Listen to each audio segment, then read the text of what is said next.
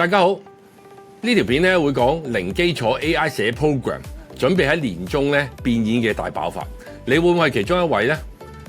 我哋 AI 編程啦，或者叫 Vibe coding 啦，咁呢個喺外國已經係認可一個係必備嘅 AI 技能嚟嘅。你唔學其他 AI 編程咧都係好必須嘅。我哋上年年中就預言，今年年中會 AI 應用大爆發。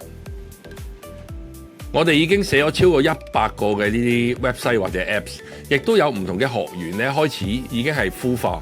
例如呢個係會計嘅，已經寫咗一個非常似模似樣啊，亦都係準備推出市場嘅一個嘅website 工具。咁啊，譬如呢個 Lemon 啦，就係一個我哋自己嘅一人公司嘅自媒體嘅武器庫。咁點解會係零基礎都可以做得到呢？第一就係因為呢個 Vibe coding 咧，或者 AI 咧，係將平凡人同埋專家嘅距離縮到好短，個門檻係打破咗，而且係一瞬間。因為呢個我哋唔同嘅人都可以寫得到 program 咧，呢個情況就變得好重要嘅原因。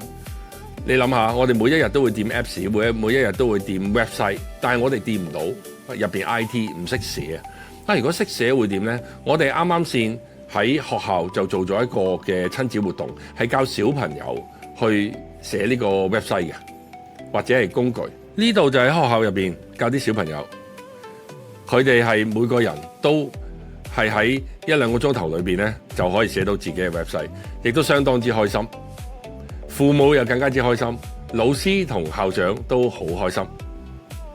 寫程式嗰個門檻消失咗呢，咁識寫程式呢就會變得相對地簡單好多，但係佢都有一個嘅陷阱喺度嘅。佢睇嚟好似真嘅，但係其實佢唔係好真嘅。呢個係咩意思呢？你可以寫到一個 website， 可能一句説話就寫到一個 website， 但係如果你要再進化落去，你真係用得到，或者甚至乎變現呢，其實有佢嘅一個嘅技巧喺度嘅。有兩種開發者，呢兩種開發者呢，有兩個唔同嘅命運嘅，都係用相同嘅 AI。一個就係可以運用得好，就將佢去到一個變現嘅階段；另外一個如果淨係停留喺嗰個階段呢，佢將會被取代嘅。呢個係咩意思呢？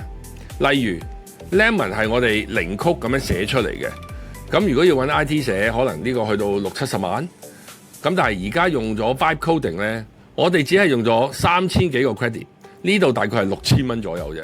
呢個好誇張嘅一個數字嚟嘅，本身要幾廿萬喎。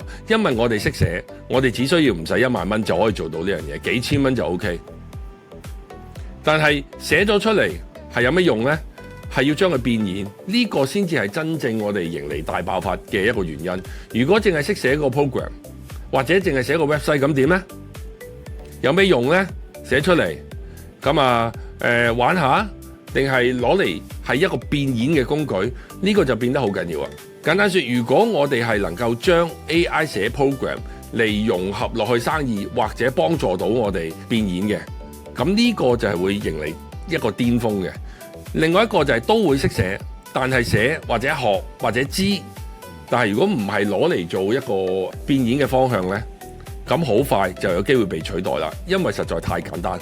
如果我哋淨係做一個面嘅 website， 可能講一句説話就得啦喎。咁呢個我哋叫做咩呢？叫做 surface builder， 表面嘅建構者。我哋係可以做一個網站出嚟，但係其實我哋就算冇 AI， 以前做過網站，即係等於係你做咗個鋪頭，咁之後要營運噶嘛。你之後可能要做 social media 啊，或者我哋要再諗計啊，嚟將我哋嘅產品或者呢個服務推出去。而家寫個 website 都係一樣啦。如果你淨係做個 website 嘅話，咁你當佢係一個係 magic button 啦嚇，我做咗啦。咁但係產出嚟嗰個嘅結果呢，可能比較平庸同埋脆弱啊。因為你淨係得個 website，咁後邊點呢？點樣變現呢？點樣推廣呢？點樣可以即係再進一步呢？有咩功能呢？咁呢個如果淨係呢個階段嘅話，就可能會有啲比較單一啲啊。專業係冇貶值嘅，而家好多朋友就驚話：哎呀，我好專業啊 ，AI 仲比我專業啊！我哋嘅知識好多啊，但係 AI 好似比我哋仲多喎。但係事實上並冇貶值嘅。當平庸變得廉價呢，深度就成為無價之寶啦。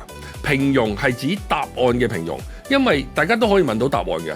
未必有溫度。你問 AI 你可以揾到無數咁多嘅答案，而且嗰啲答案呢係可能係唔知道係真定假添喎。望落去好似好專業喎，但係呢個會變得好廉價，答案會變得好廉價嘅。問問題或者係深度專業呢，我覺得呢個先至係無價之寶。舉個例，譬如呢個會計嘅系統，呢個係我寫唔出嚟嘅，呢個係我一個學員寫，因為佢係一個專業會計師，佢嘅專業再加埋 AI 就出現咗一個 website， 出現咗一個系統，而呢個系統係可以幫到好多人去解決問題，幫到呢個行業好多嘅痛點解決問題，譬如好多單啊，譬如唔知點計啊，譬如嗰個 balance sheet 唔知點樣嗰啲數字啊，咁我其實都係門外漢嚟嘅。但係喺佢嘅角度嚟講，呢啲就係佢嘅專業。咁佢過往就係幫人做好多 service 啊，呢樣嘢。但係如果掂唔到 IT， 就需要揾 IT 去做。但係如果自己識得 vibe coding 嘅話，就可以自己將啲功能或者將啲專業咧實踐咗出嚟，俾其他人用。當你解決到人哋嗰個需求，人哋就自不然會俾錢你，即係好似睇醫生咁，係咪？睇醫生咁你俾錢醫生，好正常啊，係咪？而呢一個最大嘅驚喜就係只有2個人就將呢一個系統做出嚟，一個係會計師，一個係工程師，即係 vibe coding，但係佢唔識寫 IT 嘅喎。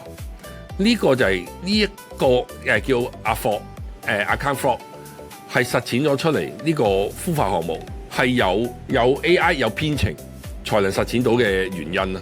所以深度就係無價之寶，即係話專業其實係冇消失到嘅，冇俾 AI 覆蓋到嘅，而係點樣可以運用 AI 將你嘅專業俾更加多人知道。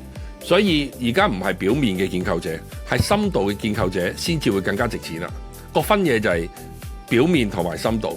當你將 AI 當做加速器，賦能你嘅專業，跟住個底層啊，咁你因為你舉個例，譬如會計咁，你底層其實你唔可以亂嘅喎，啲數啊入邊嗰啲單啊，但係有好多重複性瑣碎嘢要做。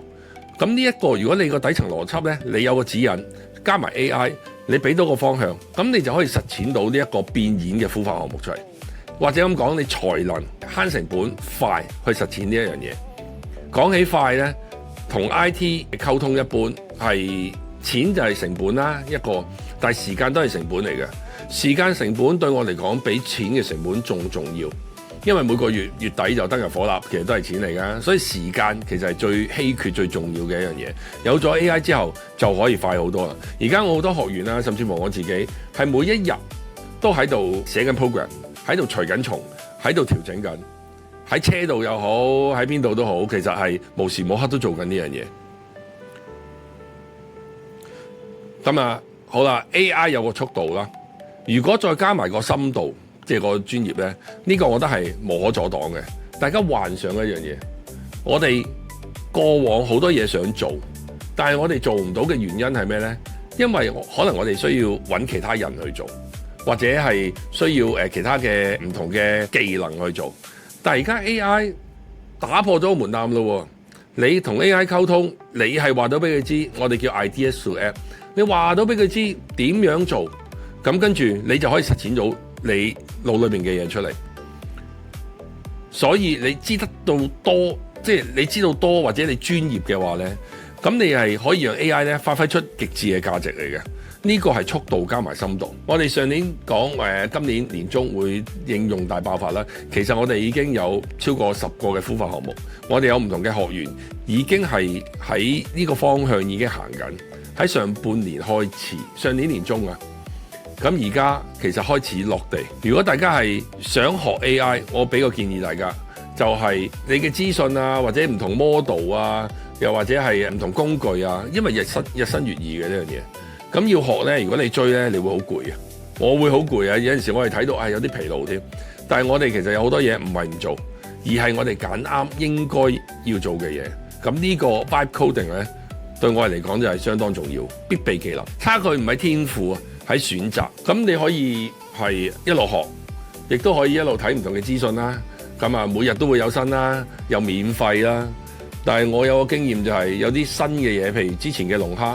我同啲學員講，叫佢唔好睇咁多啊，因為我自己試過要 setting 啊、technical 啊，入邊好多 bug 啊咁樣。咁有我 IT 老大都有試過嘅，我發現並唔係簡單嘅。大概1個月啦，我當龍蝦，但係而家龍蝦已經冇乜人講啦。因為已經開始融合咗落去唔同嘅工具，例如 Manus 啊，又或者係 Claude 啊，融合咗落去啦，已經會變成為一部分，所以唔使特登追落去，時間花咗。如果係覺得喂 OK，我想玩下試下，呢個係一個好處。但係如果係真係攞落去應用嘅呢，我哋就唔會選擇啦。咁而家基本上又會繼續有新嘢，但係選擇啱嘅話，例如你係想做翻啱嘅嘢，即係你想變現嘅，就做翻啲啱嘅或者變現嘅選擇，唔好淨係喺表面默行啊。因為你淨係喺面嗰陣，每樣都掂啲，每樣都試啲，甚至乎可能係試有啲嘢試咗，原來唔啱用，或者試咗唔得啊。但係時間一浸咗落去，揀一個領域，然後深潛落去，然後將佢變現。今日呢個係一個心法，我個人覺得。但係如果呢個心法通嘅，你觀念一變，市場就一片。